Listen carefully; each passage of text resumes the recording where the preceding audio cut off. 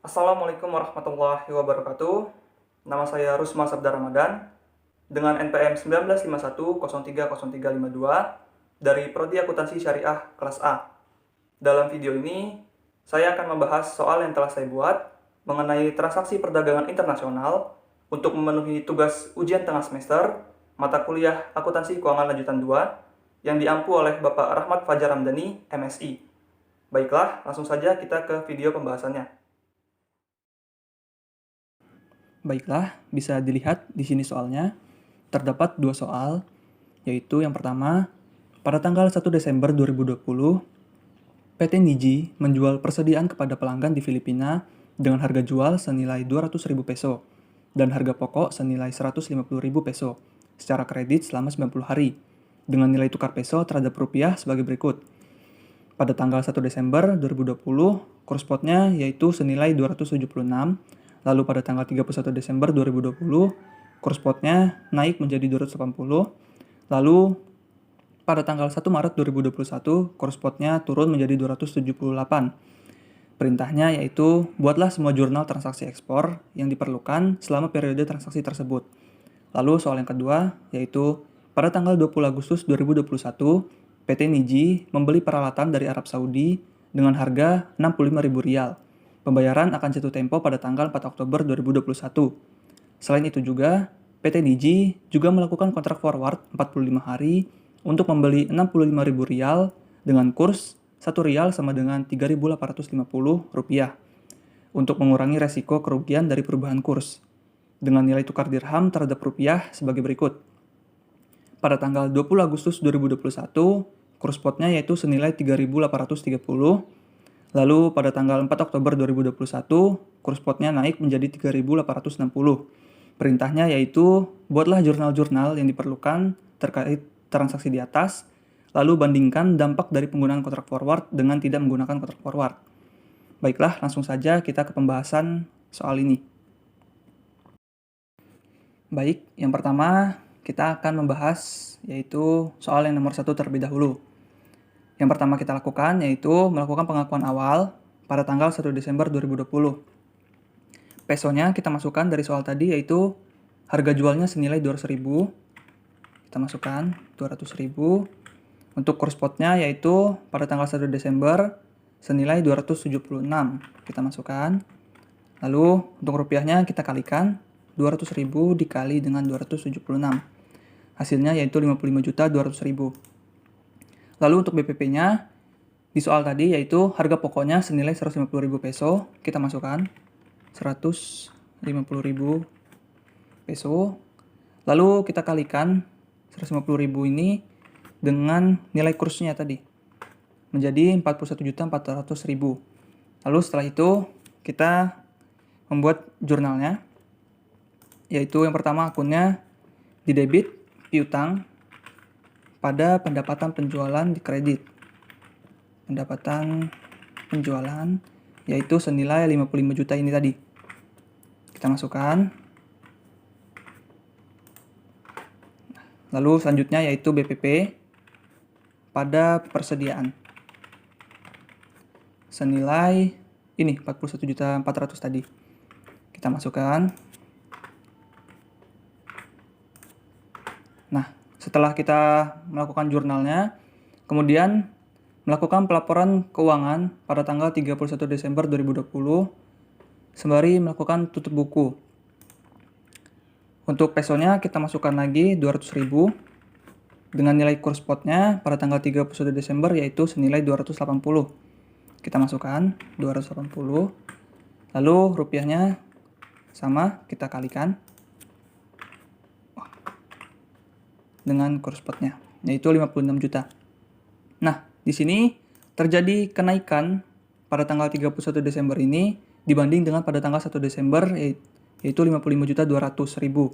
Maka artinya mengalami keuntungan yaitu sebesar 56 juta kurang 55 juta 800.000. Nah, setelah itu kita buat jurnalnya yaitu akunnya piutang pada keuntungan dari selisih kurs.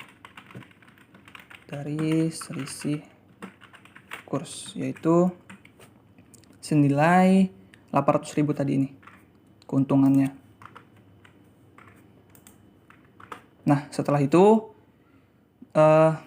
terjadi pelunasan oleh pelanggan di Filipina tadi pada tanggal 1 Maret 2021. Maaf, 2021.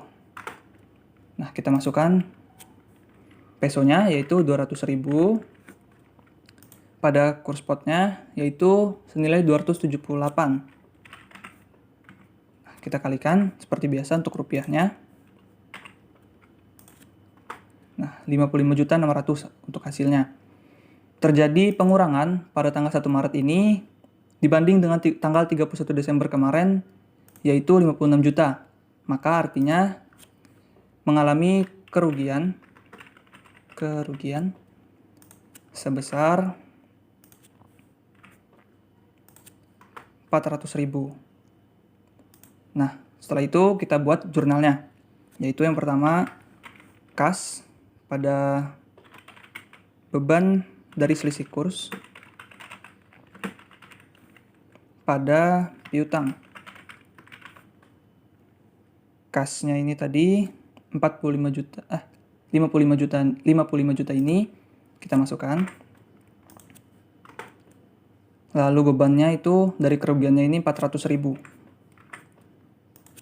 Kita masukkan. Lalu piutangnya yaitu totalnya yaitu 56 juta. Kemudian akun yang selanjutnya yaitu beban kerugian selisih kurs. Beban kerugian selisih kurs pada piutang kredit. Piutang kredit yaitu senilai kerugian ini tadi 400.000. Lalu akun yang selanjutnya yaitu kas pada piutang. Kas pada piutang senilai 55.600.000 tadi ini.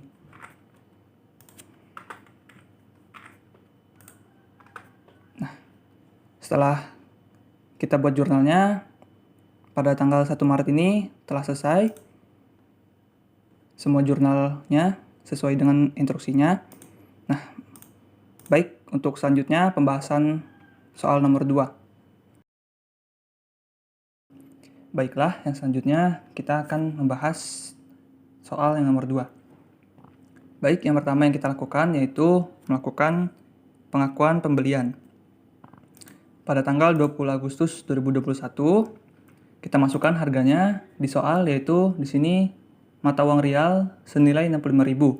Kita masukkan 65.000 dengan kurs spotnya yaitu di sini pada tanggal 20 Agustus yaitu senilai 3.830. Kita masukkan. Lalu untuk rupiahnya kita kalikan harganya tadi dengan kurs spotnya.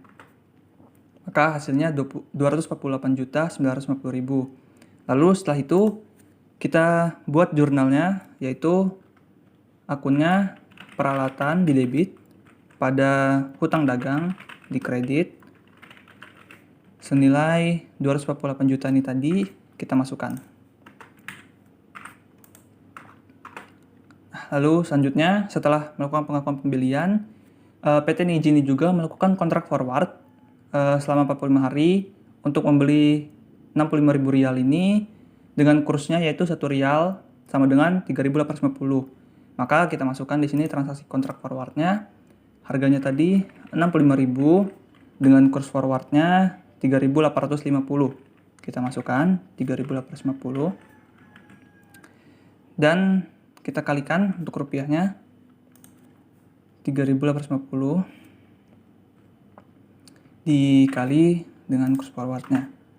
Hasilnya yaitu 250.250.000. Lalu setelah itu kita buat jurnalnya yaitu akunnya piutang broker yang dimana kita di sini menerima uang rial pada hutang kepada broker yang dimana kita di sini menyerahkan rupiah kepada broker, menyerahkan rupiah dengan nilainya yaitu senilai ini tadi 250 juta. Sama dengan kita masukkan 250 juta.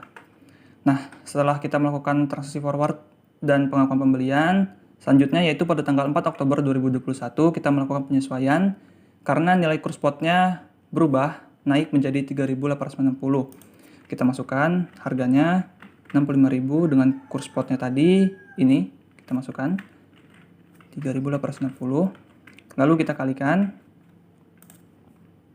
dikali kurs spotnya menjadi 250.900.000. Nah, di sini terjadi kenaikan pada tanggal 4 Oktober ini dibanding dengan 20 Agustus dari 248.950.000 menjadi 250.900.000, yang artinya PT Niji mengalami kerugian yang dimana nanti saat pelunasan maka pembayarannya akan semakin lebih tinggi. Maka kita tulis di sini kerugian yaitu sebesar 250 juta dikurang 250 juta. Yaitu kerugiannya sebesar 1.950.000. Lalu setelah itu kita buat jurnalnya yaitu kerugian selisih kurs pada hutang dagang.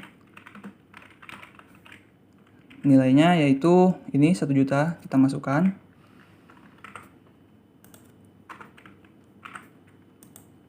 Nah, setelah itu kita melakukan penyelesaian kontrak forward untuk menerima uang realnya agar kita bisa melunasi hutang kita ke Arab Saudi itu.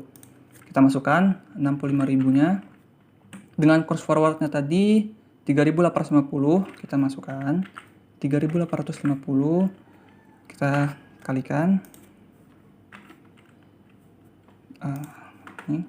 maka hasilnya 250.000 tadi.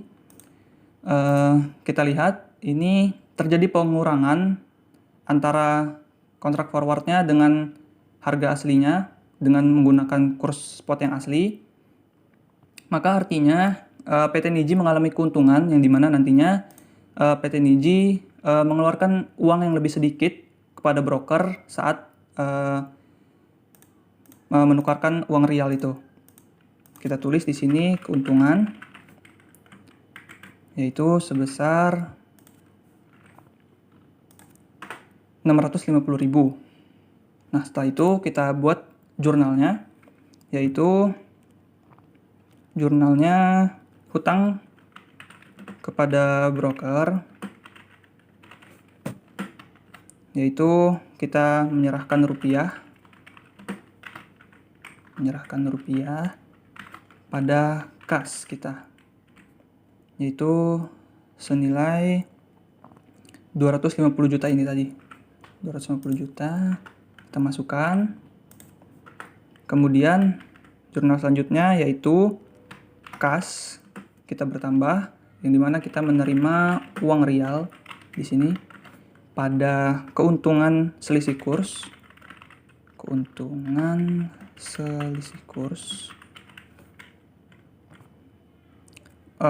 dan piutang broker. Piutang broker tadi yang kita menerima rial. Nah, untuk ininya nilainya yaitu di sini 250.900.000 ini tadi. Keuntungannya yaitu ini 650 juta kita masukkan, dan piutang broker menerima realnya yaitu 250 juta ini. Nah, setelah kita melakukan penyelesaian ini kontrak forwardnya, kita melakukan pelunasan kepada perusahaan yang ada di Arab Saudi tadi itu setelah kita menerima uang realnya. Untuk jurnalnya yaitu hutang dagang pada kas, yang dimana di sini kasnya yaitu dalam bentuk rial sebesar ini 250.900.000. Kita masukkan. Nah, setelah kita melakukan pelunasan dan hutang kita telah selesai, jurnal juga telah selesai, telah kita isi semua, telah kita buat, maka kita akan melakukan perbandingan apakah terjadi perbedaan pada laba apabila kita menggunakan kontrak forward dengan tidak menggunakan kontrak forward. Maka dari itu kita tulis di sini apabila dengan kontrak forward itu isinya di sini terdapat kerugian dari impor yaitu sebesar tadi 1.950.000 ini kita masukkan. Lalu terdapat keuntungan dari kontrak forward. Kita tulis dari kontrak forward keuntungannya yaitu sebesar 650.000 ini tadi. Kita masukkan 650.000. Nah, lalu rugi bersihnya yaitu kerugian dari impor tadi ini dikurangi dengan keuntungan dari kontrak forward ini. Maka 1.950.000 dikurang 650.000. Maka hasilnya 1.300.000. Nah, kita bandingkan dengan jika tanpa menggunakan kontrak forward. Yang dimana hanya ada kerugian dari impor tadi, yaitu senilai 1.950.000 ini, maka rugi bersihnya tetap menjadi 1.950.000 tadi ini. Nah, artinya dengan adanya kontrak forward ini terjadi perbedaan pada laba yang dimana ruginya menjadi lebih kecil karena adanya kontrak forward tadi ini. Baiklah, mungkin cukup sekian pembahasan soal yang telah saya buat. Kurang lebihnya saya mohon maaf. Terima kasih. Wassalamualaikum warahmatullahi wabarakatuh.